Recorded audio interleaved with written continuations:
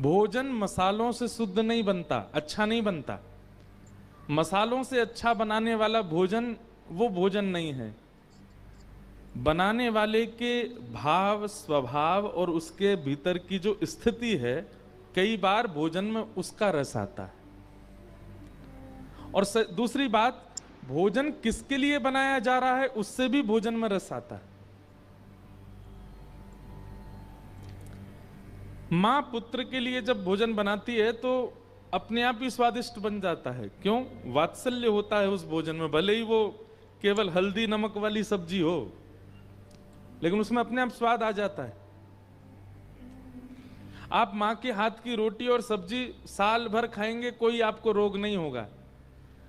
लेकिन वही होटल में आप 5 दिन खा लो लगातार, 6वें दिन से ही आप बीमार होना प्रारंभ कर दोगे। क्यों? जबकि उसमें पैसा ज्यादा लगा, उसमें घी का प्रयोग और आपने खूब शुद्धता का भाव रखा, लेकिन फिर भी आप बीमार क्यों हो जाएंगे? क्योंकि बनाने वाला धन के लिए बना रहा है, आपके पेट के लिए नहीं, आपके स्वाद के लिए नहीं। उसको धन मिल रहा है इसलिए बना रहा है।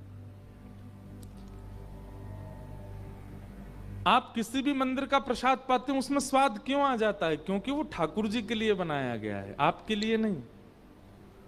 ठाकुर जी ने उसका भोग, इसीलिए हमारे यहां भोग लगाने की परंपरा है कि ऐसा प्रसाद बनाइए जो ठाकुर जी को भोग लग सके और उसको पाइए, क्योंकि वही आपकी मति को और आपके तन को, दोनों को स्वस्थ रखेगा। कई बार बंधुओं, तन स्वस्थ नहीं होता लेकिन मन स्वस्थ होता ना, तो भी चल जाता है काम।